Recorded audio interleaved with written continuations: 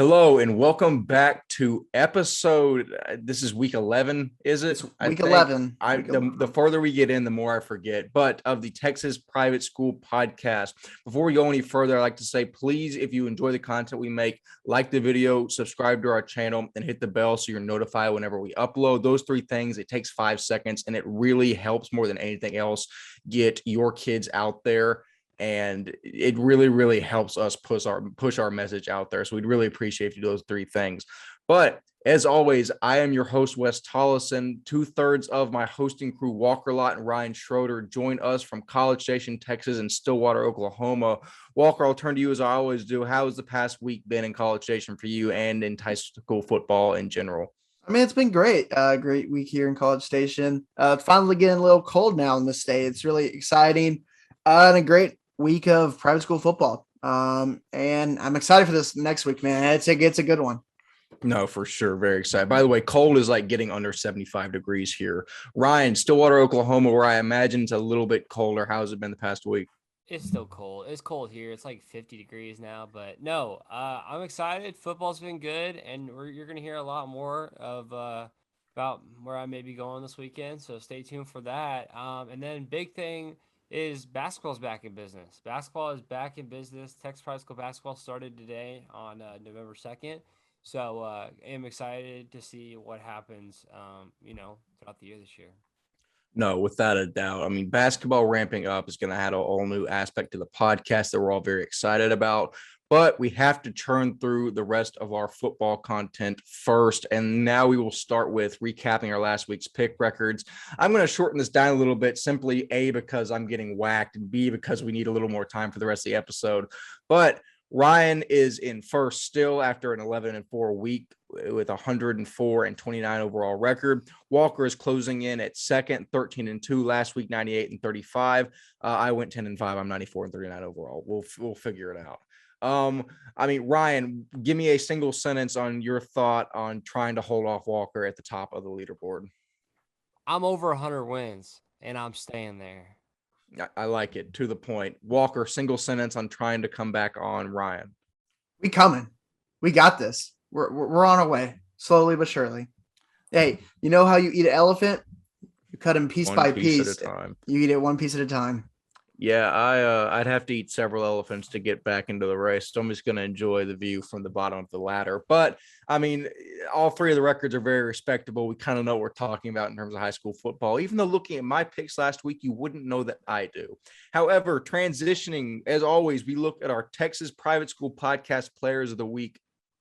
And in terms of the Texas Private School Podcast Offensive Player of the Week, it was one of the best performances I've ever seen live. It was senior running back from Parish Episcopal, Andrew Paul. Paul had 30 carries for 401 yards and 3 touchdowns in a win versus Nolan Catholic. Let me repeat that. 401 yards rushing.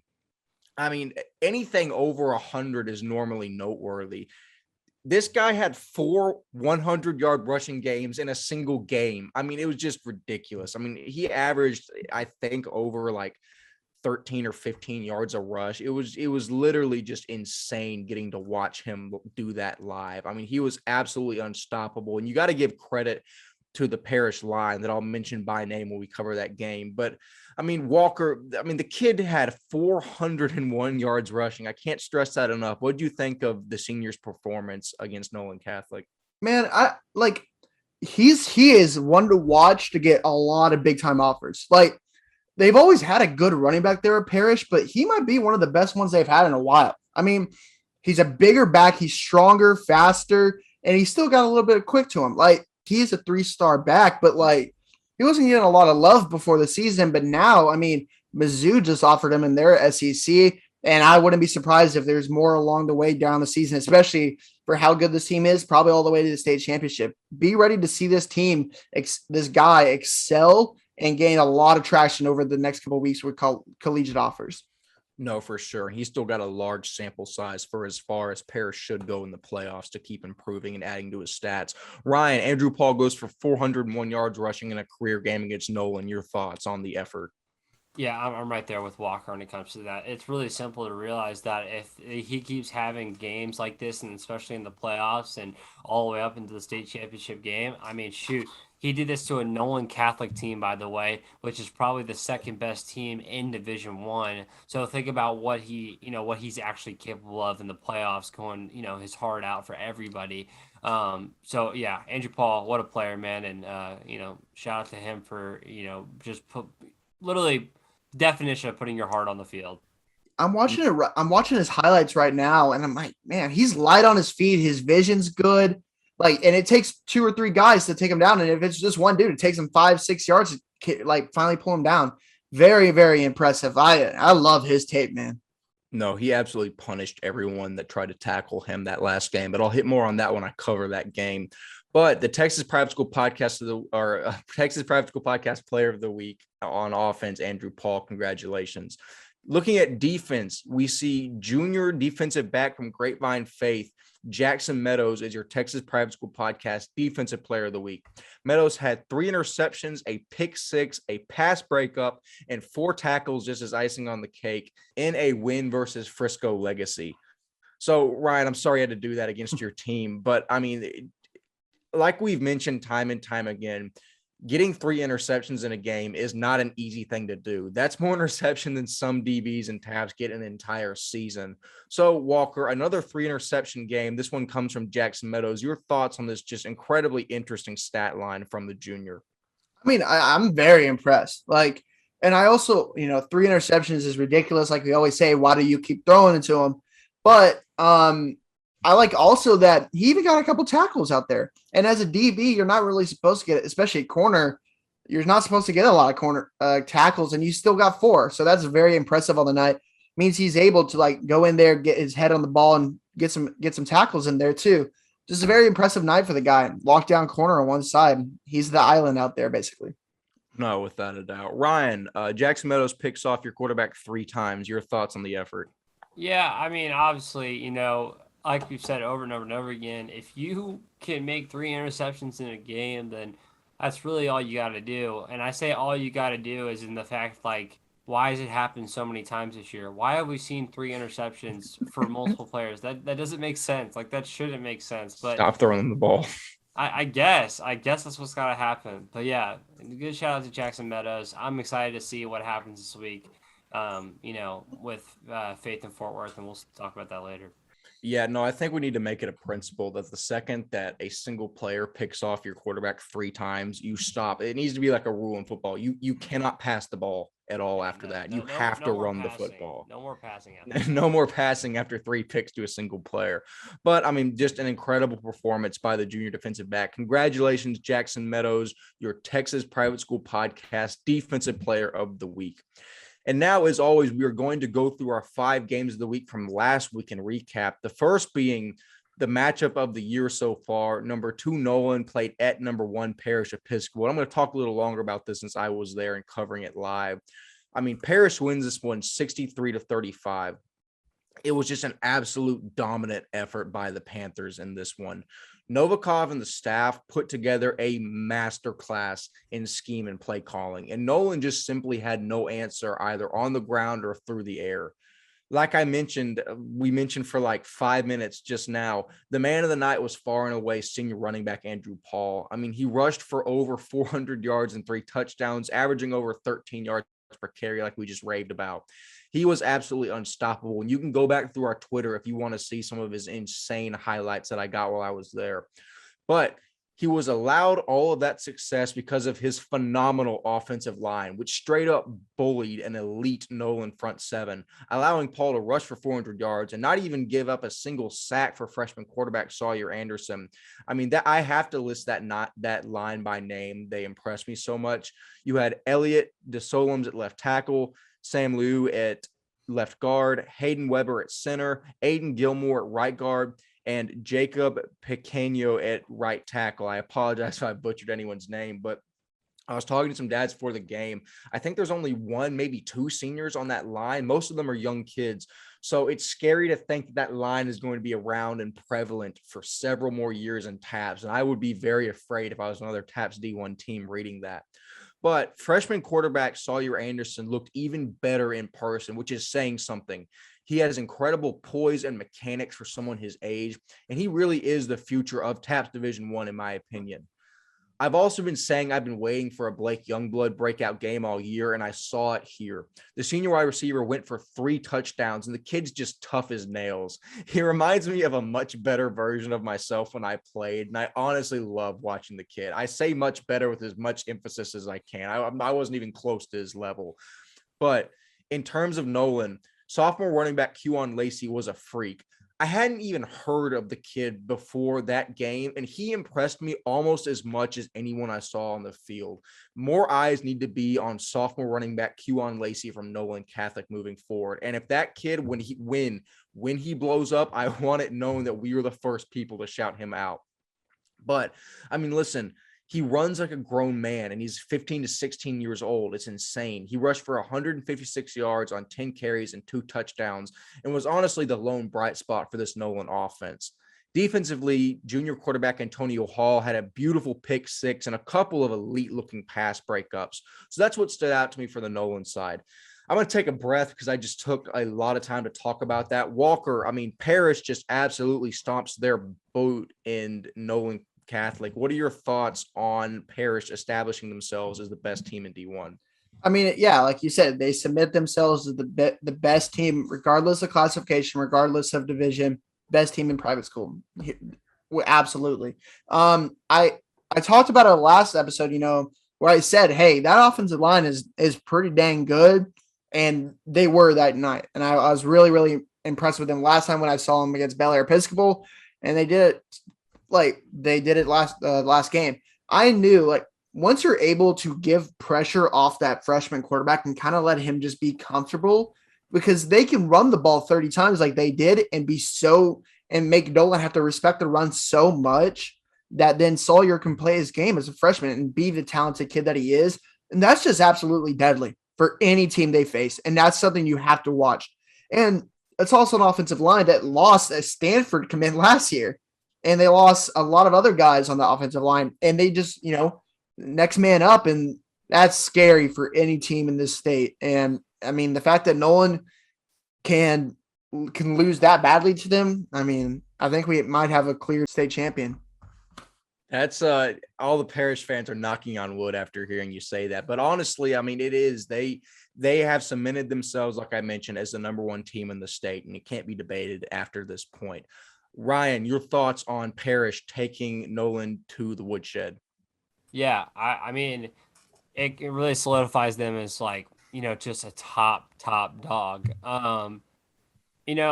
I don't count Nolan out though. I don't count Nolan out. I honestly, I mean, it was last year. We kind of had the same mindset a little bit. Where like Parrish was that top dog, and then we went to the state championship game, and what was it? It was a shootout right at the end, and it came down to the onside kicks, right? I mean, that's what it was. I mean, honestly, this Parrish Nolan rivalry will stay intact when it comes to whether it's the end of the season or whether it's that championship game. This game will be a lot different on December 4th, is what I'll tell you. This game will be a lot different that day. And that is me saying that those are my 2 final people in my championship. That is my championship. I mean, pretty clear state. But yeah, no. And I remember talking about how, this Sawyer Anderson kid was just a freshman from, Highland Park, and how he was just this guy that we had no information on, right? And it was a really big deal how he had to fill the shoes of Preston Stone, and how he had to come in there and basically, run the table as a freshman. And we started to see a couple of the first games going damn, he's pretty damn good. And then it just kept on showing from there. So I love it. I love this Parrish team. I think they're great. But yeah, don't count Nolan out yet. That's my 2 cents.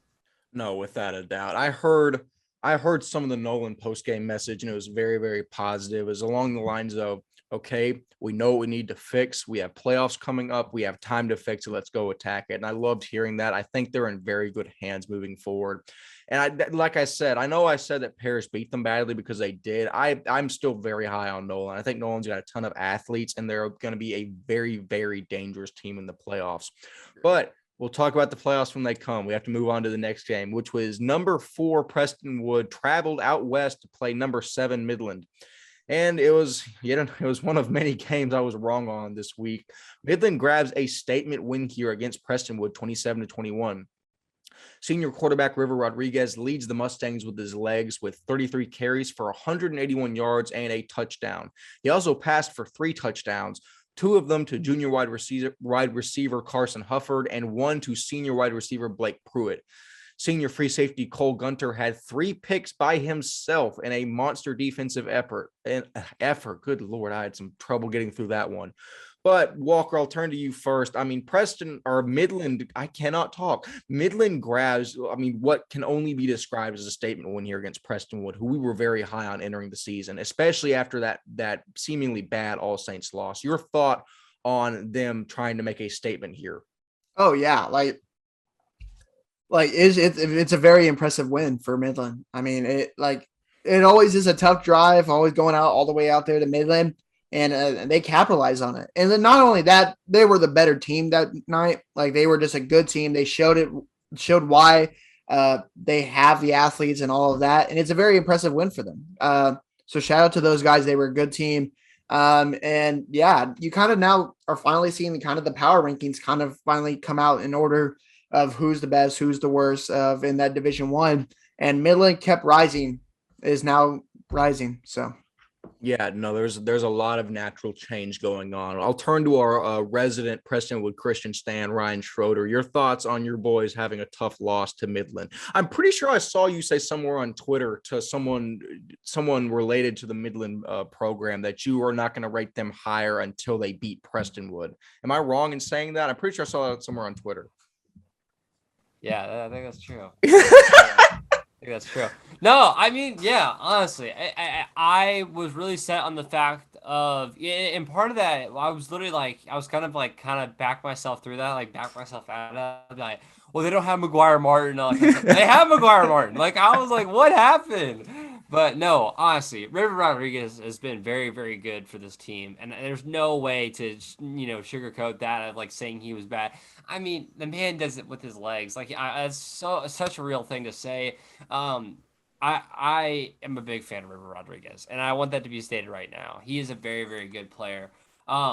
However, it'll be interesting to see how they do in playoffs. I mean, they really have now solidified themselves, I think, as the 3rd spot, depending on the Nolan Catholic forfeit losses and stuff like that. I think they submit themselves as the 3rd spot for playoffs, basically, right? Or whatever for that district.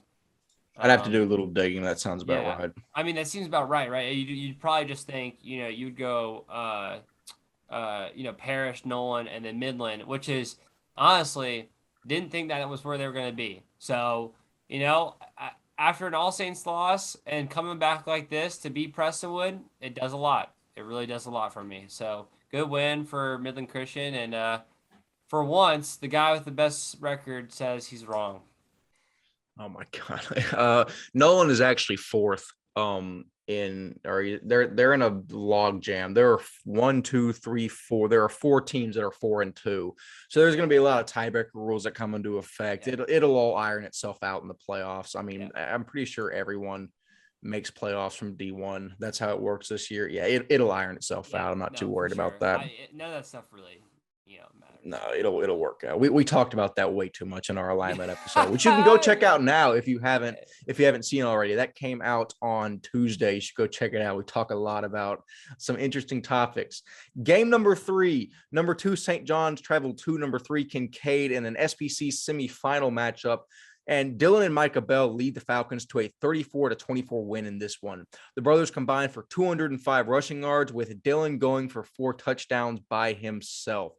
I mean, Walker, we've been talking about the Bell brothers all year. I mean, they're incredibly talented. Dylan, the Georgia commit, went for 4 touchdowns alone in this game. Micah just picked up an offer to TCU. I mean, I think that we figured this would happen. It'd be a close win in favor of Kincaid. I mean, your thoughts on this and Kincaid forcing a matchup with ESD in the SPC finals? Yeah, like we said last episode, if they that senior and Dylan Bell knew, hey, we got to go. This is it. It's it or what is it? this is it or it's nothing. So, Go all or go home or something like yeah, that. yeah, something like that. We're all verbally challenged. Yeah, it's not a good day. It is not a good day for us. Oh, no. But yeah, Dylan knew he had to make his mark on this game, and that's what he did. I mean, shout out to him. With those two guys, you know those two guys are going to be the best athletes on the field no matter what. But that's the thing, like, how can they help their team win the game? You know, it's a team sport for a reason, and their team backed them up this time, and got the win. But yeah, we'll talk about it more this later in the episode. But hey, Kincaid's got a tough task ahead of them. So They have a tall order in the form of ESD. Ryan, your thoughts on Kincaid eking out a win against St. John's here? Yeah, honestly, this is good to see because I think everyone wanted to see that ESD Kincaid matchup. Big shout out to St. John's; they had a great year this year. There's no discrediting that at all. St. John's really proved themselves. I mean, they were literally one win away from the state championship game. So there's nothing in my mind that proves them. I mean, those literally were the top three teams without a doubt. So Not to cut you off, but St. John's hands down clowned us harder than anyone else this year, and I love it. I mean, they came at us full force, and I love it. And I will say, like, I want to add on to that. Like, being real, I didn't know much about the team before the season. Now being able to look into it in the off season when we do our tour and like go and talk about schools, you're for sure going to be one of our spots. So shout out to y'all. Thank you for making this season fun, and wish y'all the best going forward. And for the seniors, have a good time in college and wherever you're going for the future. So continue. Yeah, 100%. That is 100% true. And I am super excited to see what Kincaid does against ESD. I think SPC is very interesting how everything kind of just concludes in early November, and so these games that may seem to some people as, oh, it's just our last game of the year. Nope, that's not how it is It's not how it is in SPC. They right in the thick of it right now. They right in the thick of it of going to the state championship. So, yeah, I'm super excited to see Kincaid and ESD battle it off. No, without a doubt. Sorry, if you see me click off, there's so much alignment news I'm trying to like take in on the side that if I zone out, just know I'm being overwhelmed with statistics and spreadsheets and stuff. You're getting the alerts too as well? Okay. Yeah, no, I got to mute our Twitter alerts because we just posted, for context, we just posted our realignment emergency episode that you'll see a couple of days after or before this releases. And I just love seeing everyone's opinions on it, but I got to mute that. We'll look at it, the analytics, when this episode ends. Game number 4 from last week. Number 6, Fort Bend Christian Academy traveled to number 9, Houston Lutheran South. And as expected, FBCA absolutely whacks LSA here, 49-7. The incredibly talented junior quarterback Brady Devers throws for 306 yards, 5 touchdowns, and 0 picks in an average day at the office for the gunslinger. I mean, he continues to have a dominant junior effort. In terms of his elite receiving core, Brian Domino went for 146 yards and 2 touchdowns. Braylon Gordani also caught 2 touchdowns for 71 yards. And Marcus Cretan also caught a touchdown. I mean, I've raved about them since I saw them live, but I will say, and I'll go to my grave saying, this is one of the best passing attacks in TAPS, and it's going to be absolutely electric when they match up with Houston Second Baptist in a couple days here, which we will preview coming up, and I'll have an interesting take there. But Walker, I mean, Fort Bend just mauls LSA here. I'm pretty sure we all expected it, but what do you have to add commentary-wise from this game? I mean, it's impressive. I've said it since last year. I think Brady Devers, one of the best quarterbacks in private school in his class, and especially in the greater Houston area. And he's showing it this year. Like you said, those receivers, if you just get the ball to them and let them be themselves, it's dangerous. And that 1-2 connection of all those guys is very, very scary for any team they face. No, without a doubt. Ryan, Fort Bend Christian Academy whacks LSA. Your thoughts? Yeah, I mean, I couldn't really, think more deeply here than the fact that, there's that drop off. There is that drop off that you see, and that FBCA team is literally just proving that drop off is really real. It may be only a 3 spot different than our rankings, but It is a huge deal.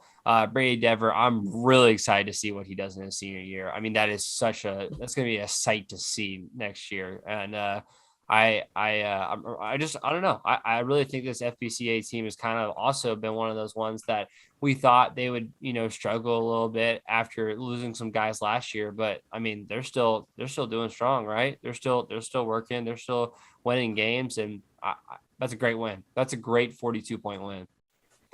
No, I mean, for sure. And you're not going to have to wait until his senior year to see him do even more. I mean, I think that him and this Fort Bend team have an incredible chance to make some waves in the playoffs. I mean, I know they lost to DC. I'm trying to see. They lost 35-13 to DC. I mean, obviously that's a wide margin. I don't know if this district, I mean, is 100% going to be won by Second Baptist, but I'll preview that later when we get into that game. Last game from last week, Fort Worth Country Day went to Trinity Valley and upset them 14-6 to put a little bit of shakeup into the SPC 3A state championships. As a result of this game, neither Country Day or Trinity Valley will go to state. The Cistercian Eagles or Hawks, I forget, I think it's the Hawks. The Cistercian Hawks will go to state to play the John Cooper School.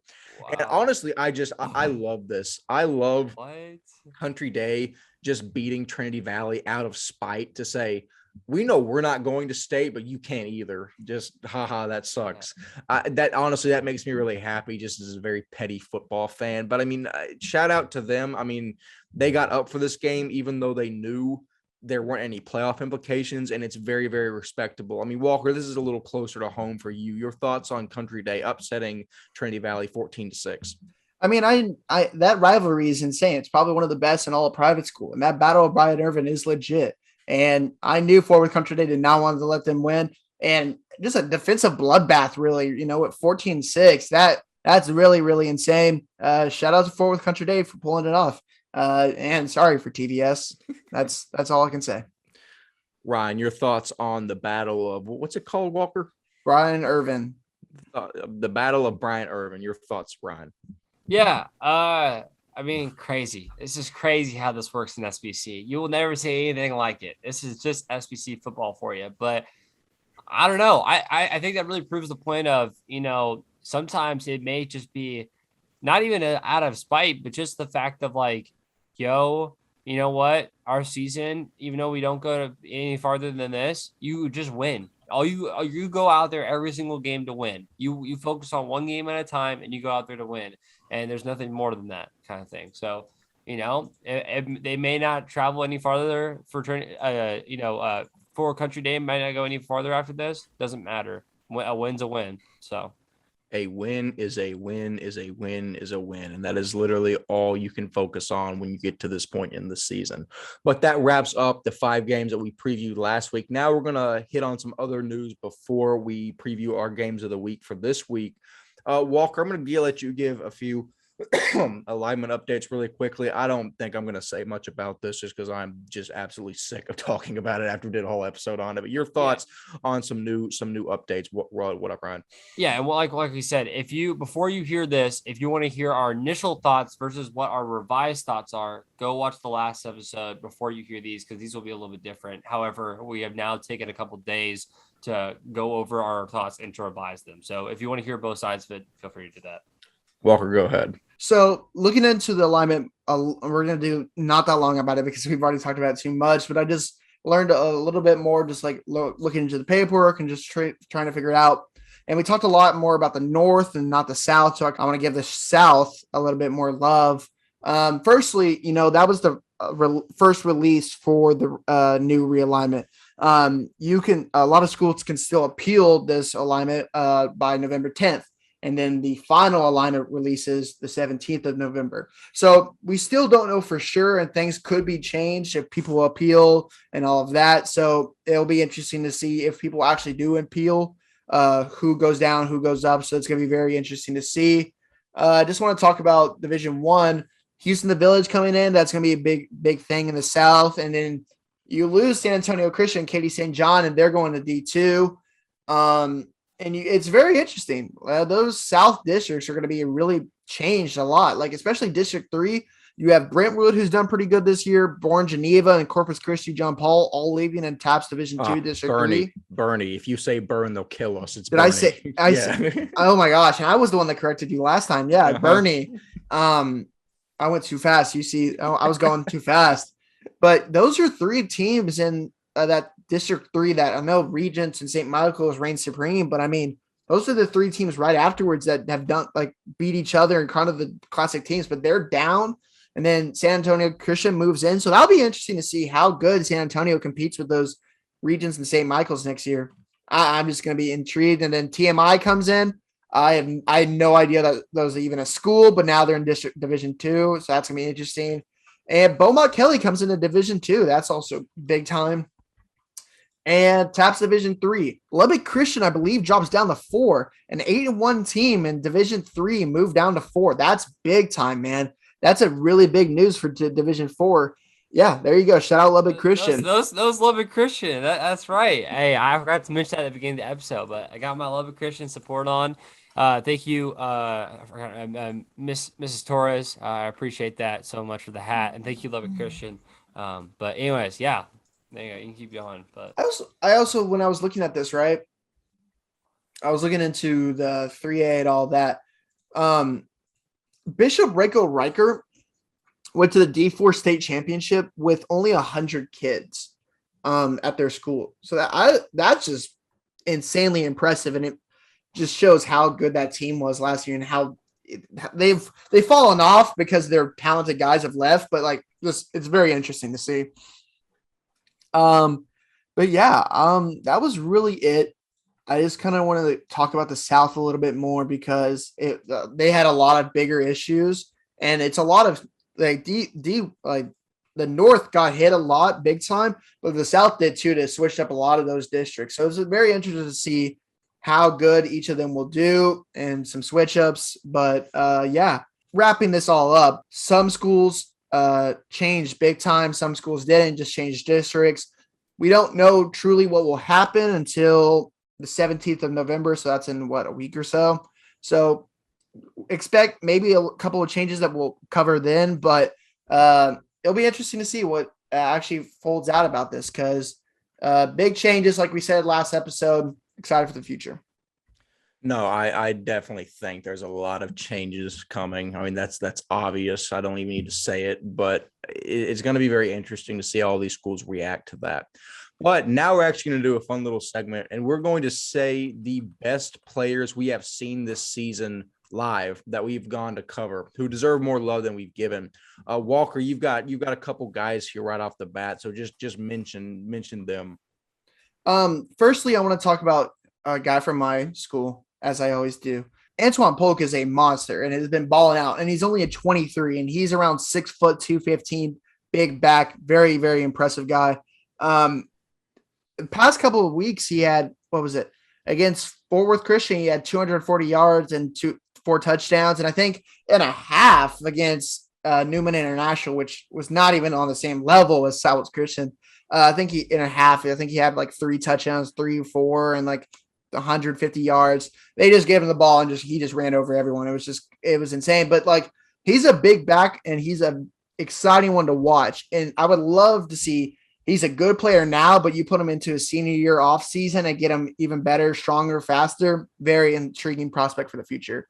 The next one I want to talk about is a guy who kind of has carried this team the past couple of weeks for Flower Mound Coromdale is John Raybuck, the 2024 running back athlete.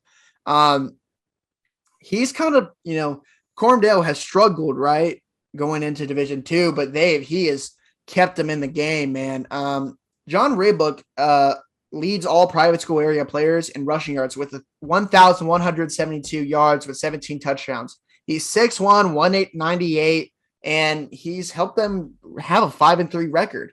But yeah, John Raybuck is a very intriguing player. I really like him personally as a back. I think he's a very explosive, good back. I've seen him at camps over the summer. He came by A&M's camp, and it was really intriguing to see him go out there and compete. I think he's one to watch for the future in that 24 class, and he's a very good back in my opinion.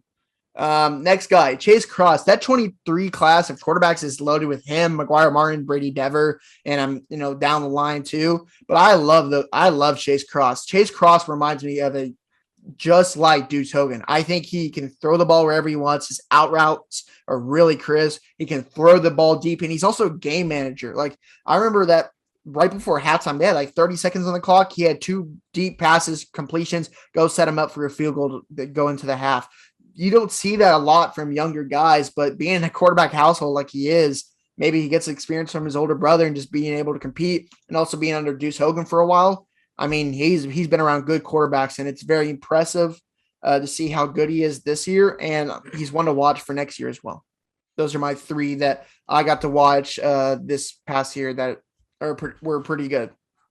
Yeah, no, without a doubt. All those guys are incredibly talented. And it just kind of gives you a different perspective when you get to see guys live as opposed to just reading stats or watching clips. I mean, there's certainly a lot more to be said when someone impresses you when you watch them live. I mean, I've been to a bunch of games this year. I've got a pretty lengthy list of people that impressed me. I tried to think of someone from most teams I covered. I'm going to give like a sentence or 2 about each guy because I want to be here until 2 a.m. So I'll start obviously with the man of the episode so far, Andrew Paul, senior running back from Parish Episcopal. I mean, the dude rushed for 400 yards when I watched. There is no way I could leave him off. I mean, he's one of the best backs in the entire state, and he's going to be incredibly interesting to watch as Parish goes deeper into the playoffs. A running back on the opposite team from the same game is sophomore Keuan Lacy from Nolan. I mean, this kid just came out of nowhere for me, like I already mentioned. I think he's going to be one of the best backs in TAPS as he gets older, and I think it is 100% a name to remember. Sophomore Keuan Lacy from Nolan Catholic. Not a player, but an entire unit is the Fort Bend Christian Academy passing attack.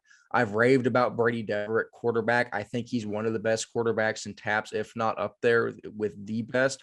His receiving core of senior Marcus Cretin, junior Brian Domino, junior Braden Gardoni, and Donovan Dixon. All 4 of those guys are legitimate collegiate talent, and I think that watching them further into the playoffs is going to be a must. Speaking of quarterbacks, Vaughn McKeever Jr. from the John Cooper School. I basically took a whole episode and raved about him after I went and watched him. I mean, he is incredibly poised for a junior. I think the scary thing is he's still got a very large frame to grow into over the summer, and I think his senior season is going to be one to watch. I think he'll be a breakout player that we found first. Talking about Kincaid, the brothers Dylan and Micah Bell, senior and junior. I mean, both of them were just elite when I watched. I've got a clip back from the first game we covered of Micah absolutely pancaking the dog out of some guy when Dylan ran for a touchdown. Go back and watch that if you don't know what I'm talking about. I mean, obviously an elite combo for Kincaid. From that same game, safety, running back, senior Everett Skillern for Houston Second Baptist. I loved the way he covered Dylan Bell. I think he's someone that's not afraid to cover anyone in this state, and he will show that against Fort Bend coming up this week. Senior running back Isaiah Schmitty from Bishop Lynch. He had just an absolutely electric run in a game against St. Pius that I still remember. He's a very talented back. It'll be interesting to see what noise he makes the rest of the season. I have a trio of guys from Dallas Christian: Jackson Berry, who's a linebacker; Gabriel Grubbs, who's a strong safety; Max Makeda, who's a safety receiver combo. I mean, all 3 of those guys are very talented in their own right. They make up of an elite defense for Dallas Christian. And the final guy I'll talk about is junior tight end from Central Catholic, Braden Flowers. I wish I would have gotten more of a write-up on him after that game, but the dude is just a physical freak. I mean, he's way too athletic for someone his size. I forget what weight he's pushing, but he's a big dude, and the way he can jump, run, and cut is just absolutely unfair for someone his size. But that's my handful of guys that I've been blown away by covering. Ryan, you got a couple guys. You go ahead and say them. Yeah. So obviously, I've only seen one game this year so far, and I'll tell y'all a little bit more later about where I'm going this weekend. But I've only seen one game this year so far, and it was Fort Worth versus Legacy. So I'm going to talk about some Fort Worth guys that I saw that I actually, really liked. First of those guys is Jacob Trimble. I mean, you've heard his name if you've been following the podcast for like even last year or now even this year. Now we were talking about him all the way in the fall of last year. And I mean, this year he has like produced a lot. Like, for example, apparently he's played 7 games this year with 54 catches on 739 yards, which means an average of 105 yards per game. He's averaging 105 receiving yards per game, and then he also has 5 touchdowns. And I think there's nothing else to say about a guy that's a junior. He was putting some of these stats up as a sophomore. I'm so excited to see what Trimble does as a senior. I think he really has the ability to really prove himself again in that same aspect. And another guy that I want to talk about is the quarterback from Fort Worth Christian, who his name is Trevor Andrews. And yeah, his injury actually prone him to kind of like be kept back from a couple games. So they actually had a freshman come play quarterback, and his name is Hogan Nelson. Hogan Nelson did very good as a freshman coming in. Like, I wanted to mention him as well, but obviously he has a lot more room to grow, a lot more things to learn when it comes to making sure you put the ball in the right spot because, you know, of his like touchdown to interception rate. But Trevor Andrews is proven to be a leader for Hogan, and it's kind of like shown him the way. And you can see in that aspect that Hogan has been putting up 258 what's called passing yards a game, which is insanely good. He has 7 touchdowns in the air, and then he also has 3 touchdowns on the ground, I think, as well. So, you know, there's nothing in my mind that proves to me that Trevor Andrews is not a good quarterback, and I honestly wanted to make sure that he got the recognition he deserves, even though this team has had kind of a not as great of a season this year, going 2-7. Yeah, for sure. And just before we get to our games of the week, we're going to go over some of the movements in our new rankings. In Division 1, we see 3 teams move up. Houston St. Thomas moves up to the 4 spot. Fort Worth All Saints moves up to the 5 spot. And Midland Christian moves up to the 6 spot. Prestonwood falls to 7 after that loss to Midland. And Tomball Concordia Lutheran moves into the top 10. I mean, listen, you can kind of say whatever you want about that 4-6 logjam. There's kind of a triangle of teams that have beaten each other. We think this is the best way to put it. In terms of Division 2, we see Brook Hill move up to number 9 and Lutheran South fall to number 10 after that loss to Fort Bend Christian. We see Fort Worth Christian and Brentwood knocking right outside the door. No change in D3, D4, pretty standard week there. In terms of SPC, a good deal of movement. We see Kincaid move up to number 2. St. John's move down to number 3 after they traded a win and a loss. Cistercian out of Irving moves up to 6. Dallas St. Mark's falls to number 7. Fort Worth Country Day and Oak Ridge move up to 8 and 9 respectively. And Trinity Valley moves down to number 10. And in terms of the overall rankings, the Episcopal School of Dallas moves into number 2. Nolan Catholic moves to 3 after their loss to Parrish. DC moves up to 7. Kincaid moves up to 8. And Houston St. Thomas is 9. Fort Worth All Saints is 10. So, guys, I just said a lot about the rankings. Just as we're running short on time, give me your quick bullet point thoughts, starting with you, Walker, on the movement. I think we have everything pretty much right. You can talk about how we moved Nolan Catholic down, but it's a 10-0 team versus, I guess, technically a 3-6 team. And Parrish also just dialed them up last game, so you had to move them at least 1 spot down. And and ESD is 10-0, so you have to give them their recognition. The only other one I will talk about is the triangle of All Saints, Midland, and Prestonwood. It's hard to figure it out, but Prestonwood has the win over All Saints, but like very early in the district season. So we kind of were like, you know what? Hey, it was a little bit of recency bias, but yeah, I think that's the best way to put it. Completely agree. Ryan, your thoughts? It's exactly true. I was going to mention that while you're going through it. I mean, there's no way to look at that any other way. You kind of just have to realize that we had to choose something, and that's probably the best standard is to go by what's happened recently. Going down to the bottom, you're about to see this ESC team almost cap out on a perfect season. They played their last game this weekend. You're about to see if they can complete the full 11-0 season. So really, it just kind of makes sense for them to be that number 2 spot. Yeah, no, for sure. I mean, I think all the rankings make sense. Obviously, a bunch of people on Twitter aren't going to think that, but it'll be very interesting to see all the debate and commentary on that. But Without further ado, we move into our 5 games of the week that we'll have to get through pretty quickly because we're already running long.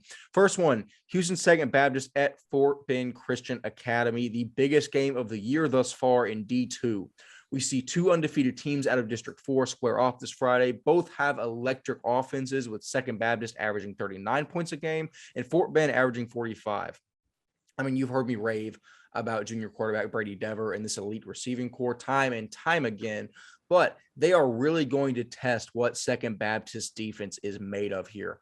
I think the key matchup is probably Everett Skillern and this Houston Second Baptist secondary versus the Fort Bend passing attack. And I think this might just be the year that Fort Bend gets over the hill. Give me Fort Bend Christian Academy to overthrow the reigning champions in a very, very narrow margin. I like Fort Bend in this one. Walker, what are your thoughts in this very closely contested game, most likely? This is a great game. This is the one we've been talking about for weeks now. And you know what? I think I'm going to go with you on this one. That's good. And I think so. I like this Fort Bend team, man. I really, really do. I think they're a good team, being completely plain and simple. I think that passing attack has been on point this past couple of weeks, and it isn't slowing down. Last time when they played DC, they were hurt a little bit. Some guys banged up, and then they're full throttle now. And I think Second Baptist is a great team, and they're hard nosed. And if they win in the trenches, that's where Second Baptist is going to win. But I'm going to put my money on this air attack by Fort Bend. Yeah, I'm very excited to see that air attack face off against that secondary. Ryan, your thoughts, Second Baptist at Fort Bend? I'm going to keep it to you right now. This is going to be a great game. It's going to be a really, really, really great game. The only thing I'm going to say here is just the fact that I really have no reason to doubt this Second Baptist team. I mean, there is really no reason to doubt. They are killing every team they play. It is not even close. The closest game they had was Calhoun, which is a 4-point win on the 24th of September. They have won every single game since August. And that was a 7-point loss to Kincaid. You really cannot convince me that Second Baptist won't do well here. I know it's an away game, but honestly, it's really not going to be, that big of a difference, in my opinion. I think this 8-1 Second Baptist team that has basically just killed everybody in their district. That's who I got. I got Second Baptist. All right, so me and Walker pick a team. Ryan picks the opposite team. By rule of thumb, that means Second Baptist is going to win this game, so we can just chalk that one up. Second game of the week, Grace Prep plays at Pantego. 2 absolutely dominant teams again meet Friday for the biggest D3 game of the season. Undefeated powerhouses, Grace Prep and Pantego, will square off to crown a district champion. And this, honestly, is such a tough game to predict. Neither team has had even a remotely competitive game in districts thus far. They've blown every team they face out of the water. Grace Prep is only allowing 7 points a game and has pitched 5 shutouts thus far, including 3 consecutive shutouts. Pantego's only given up 7 points a game as well and has also pitched 3 shutouts. I'll be real here. I don't have any definitive metrics in front of me to tell you who's going to win this game with any level of confidence. However, I have a feeling. This Grace Prep team is special. I think forever, and as long as I can remember, people have been calling Grace Prep a basketball school. They've never gotten any respect for football. I think this is the year that they go out and shock everyone, as they have already. I think they overthrow Pantego here and make a run at the D3, D4 crown. Give me Grace Prep to win this game. Walker, your thoughts on another very most likely closely contested game? This is a great matchup. Like, if you really look into it, they both have like dogs. They're close to each other, both from Arlington. Yeah, it's a good game. And you know what? I'm gonna flip the side from you. I'm gonna go Pantego on this one. Looking into this team, I'm not bad luck. I'm up right now. Okay, I'm writing it off as that. First of all, anyways, I was looking into this team a little bit. Those DBs of Aiden Newhouse and Reese Vickers, I want to make sure I say that correctly, are 2 great DBs for this Pantego defense. And like, Reese Vickers has only been targeted 5 times all season, and he's only allowed 1 catch. And then the other guy is just the same way. Like, this defense is kind of disgusting. And I love Grace Prep, and they've always been good to me. They're great people, and I love going over there and just getting to know that people. But if I have to pick, I'm gonna be a little interesting here, and I'm gonna go Pantego. Yeah, I don't know how definitively you can say one way or the other. I think this is one of the hardest games that we've had to pick all year. Ryan, your thoughts on the best two teams in D3 facing off? I literally could not. I mean, this is literally so hard to decide. And they play at a neutral site, don't they? That's what I just saw here. Yeah, they play on Saturdays, so there probably is. Yeah, it's a neutral site. It's really, I mean, there's not even a closer game that could happen all year. And I'm looking into it now too. It looks really cool looking at Jalen Talton stats.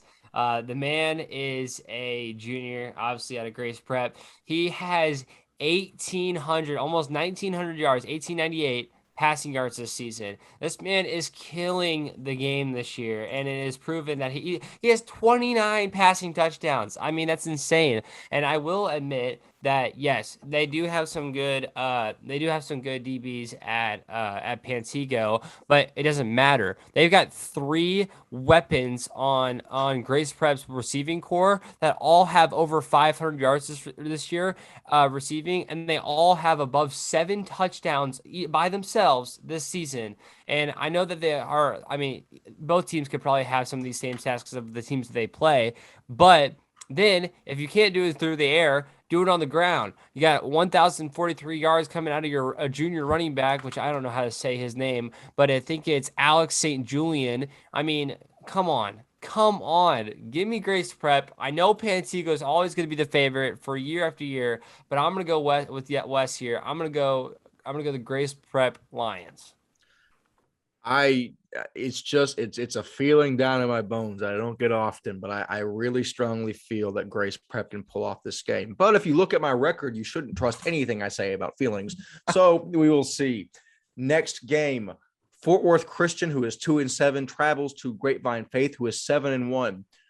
You can do yourself a favor and throw those records out the window right now. They're not going to mean jack. They are both 2-1 in district. And like I said, this game is so much more interesting than the stats allude to, because Fort Worth Christian is actually tied with Faith for second in the district behind Southwest Christian. So this game is going to be for a number 2 seed in the D2 playoffs.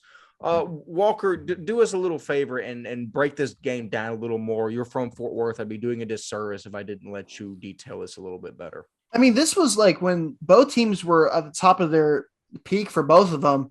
This was the game of the district. I mean, it always was. When it was Tyler Knopp and Deuce Hogan at the helm for the quarterbacks, and it was just a bloodbath every year between these two teams. There's no love lost between these two teams. It's a good matchup. And it's another good matchup here. Fort Worth Christian's finally at the top of their game right now, and Faith is as well. And it's going to be interesting to see who's the better team in this one. And I'm going to go. You know what? I'm going to go Fort Worth Christian here. Let's go. I think it's a good team. I like how they're kind of going right now. I mean, besides the SES game, they've been balling, and I think the Grapevine Faith is kind of running into something maybe. But give me Fort Worth Christian here in a close one. Don't get it twisted. Chase Cross is going to keep them in that game, but without their starting wide receiver, Josh Terrell, who just committed to Kentucky, it's going to be tough for them to beat. Yeah, no, I completely agree. Fort Worth Christian might be the best 2-7 team of all time. Ryan, your thoughts on Fort Worth Christian at 7-1 Faith?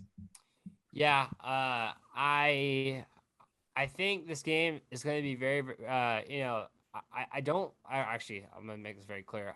I think everyone thinks this game is going to be close because it's just how it is, but 2-1 is not the same in district with these two teams. I actually don't think this will be a close game. I think Faith's going to do very well in this game, and I think Faith's going to prove that, the 2 wins over Legacy and Coram Deo is not like you have Faith and Southwest Christian, and then you have Fort Worth, and then you have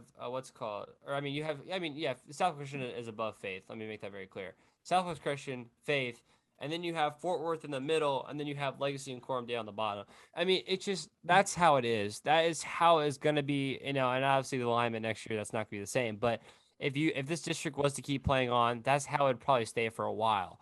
So, in this game, I have faith by 2 or 3 touchdowns. I mean, that's just kind of how I have it.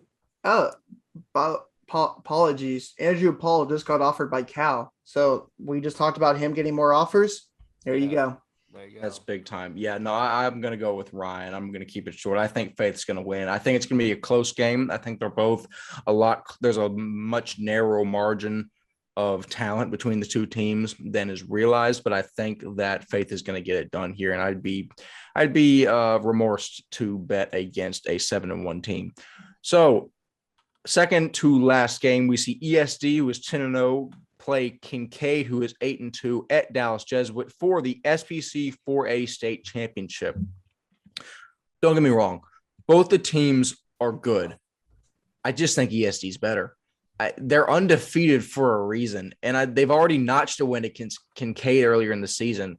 I've been burned enough by sticking my neck out for the risky pick. I'm taking the safe pick here, and I'm going ESD. I don't know why I wrote down Kincaid. No, I was about to switch that for you. Yeah, no, I'm glad I actually think when I read. No, I'm going ESD. I went brain dead and wrote down Kincaid. I think the last 30 seconds people are very confused on who my pick is. My pick is the Episcopal School of Dallas to beat Kincaid in the SPC 4A state championship. No one can twist my words now. Walker, your thoughts on 10-0 ESD facing off against 8-2 Kincaid for the SPC championship? I'm going to keep it short and sweet. I think the 10-0 team is going to be 11-0. I think they're 10-0 for a reason. They have the win over Kincaid earlier in the season. And I think overall, I think they're just a better team. And that team is just a group of talented guys, man. I'm really impressed. No, I agree. Ryan, are you gonna stick your neck out and pick the riskier team, or? No, and what's called now? Time to get in the news. I will be at the SPC State Championships this week. I am coming home because we have an away game for Oklahoma State. So I will be at the SPC State Championships. If you see me, say hello. And yes, all these. If you see me and you're a Kincaid parent, please don't get mad at me because I picked against your children. I have ESD only because I think that the fact that they've already beaten once and the fact that this team hasn't lost and really hasn't proven why they should have lost is the reason why ESD is going to win it out. And I'd love to see a team be perfect. That'd be kind of cool. So perfect ESD. I haven't won in the SPC 4A state championship. I think it's a smart pick by all three of us. However, we'll see. Crazier things have happened. Last official game on the pick record that we'll cover is the SPC 3A state championship. John Cooper, who is 7-2, versus Cistercian, who is 5-4, also at Jesuit. And in the second SPC championship preview, we see the John Cooper school match up with the Cistercian Eagles. John Cooper is the heavy favorite here, and for good reason, in my opinion. The Dragons went undefeated in SPC district play and already beat Cistercian 47-21. And Cistercian really only snuck in because Trinity Valley lost to Country Day last week. So not to discount Cistercian. I mean, they're a good team in their own right. They have to be to make it to the state championship. I just think there's a pretty wide talent gap between them and John Cooper. And I mean, just straight up, I think John Cooper is going to win here. I don't know how I could justify not picking John Cooper when they've beaten the same team by 47-21 earlier in the season. Give me John Cooper and a couple touchdowns. I'll go risky. Walker, your thoughts on the SPC 3A state championship? I'm gonna go right there with you. I think John Cooper's gonna win this handily. I think John Cooper's the better team overall. They have talented dudes, and just seeing how much they've kind of risen the past couple of years. Shout out to them, man. Going down and talking to them, they kind of have been struggling the past couple of years, but slowly growing into now this team that they have the guys and they have that chemistry together. But yeah, I think this is going to be a good team. And hopefully for my pick, we'll see them holding the trophy this week. Ryan, I really don't know how you can pick against John Cooper in the situation, but are you going to find a way to try? No, but I will say I wish there was some sort of playoff system here because I do think Trinity Valley would have found their way back to be in this game instead of Cistercian. And not to say that that's not how it should work or whatever or all that kind of stuff. It works how it works. That's just how SPC is. But I think Trinity Valley versus John Cooper would have been a little bit different of a game, and I think John Cooper wins this one pretty handily. No, I completely agree. I think there's a big talent gap here. Like I mentioned, I think John Cooper gets it done, but I'm very, very jealous of you getting to go cover those games. I think those are going to be two very, very good games, especially the talent on the field for ESD Kincaid is going to be nuts. And don't sleep on the talent in the SPC 3A game. It's going to be interesting too. Yeah. But I mean, you're also going to be at another game this Yes. coming week. What detail what that game is and your thoughts on it? So, I haven't been at a lot of games this season, and so I have to pack three in one weekend. It's kind of how I thought about it. And I'm gonna make my trek all the way down to Fort Worth, and I'm gonna go see Nolan Catholic in Prestonwood. And obviously, I've seen a lot and heard a lot, and we've talked a lot about these two teams all year long. And I would love to see kind of how Prestonwood does. I want to see McGuire Martin in person. I want to see Nolan Catholic in person. I want to be in the Nolan Catholic atmosphere in person. I want to be around those parents and those fans that really are really good to us as as people and stuff like that. Like y'all are really good people to us. So I wanted to be in that atmosphere, and I want to see if Nolan Catholic can prove to me how good they are. And obviously, I want to see if Prestonwood can prove to me how good they are as well, because I was so high on them. And then, a couple of losses here and there have kind of shook me up a little bit. And I'm trying to see if they can still prove themselves, because if they beat Nolan, that's a big win. That's a really, really, really big win. So, McGuire Martin, I'll see what you can do. I'll see what you have as quarterback number one. And I think they have him ranked right now as Taps number one. So I want to see what that kid can do in person.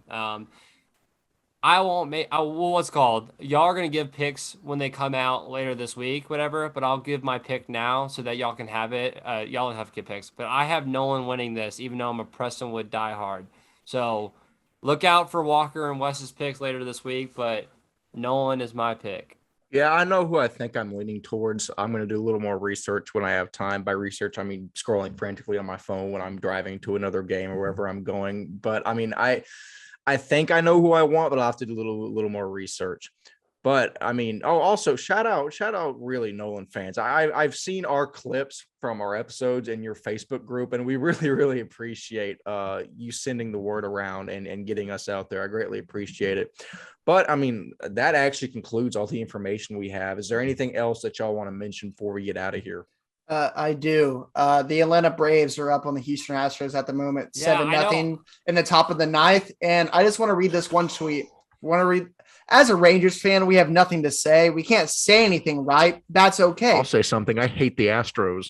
I agree. So I just have this one tweet. Then we're going to end it on this, right? Astros have made 5 straight ALCS, 3 World Series, and only have a tainted ring to show for it. And I think that shows how good this team is. There you go. Let's end it on that. I love it. There is not a better way we could end this podcast than Ryan and then Walker saying that and Ryan breaking out the Astros hat. If you made it this far, please, again, like the video, subscribe to the channel, hit the bell so you get notifications. I can't stress enough how those 3 things help us. It really, really helps get us out there.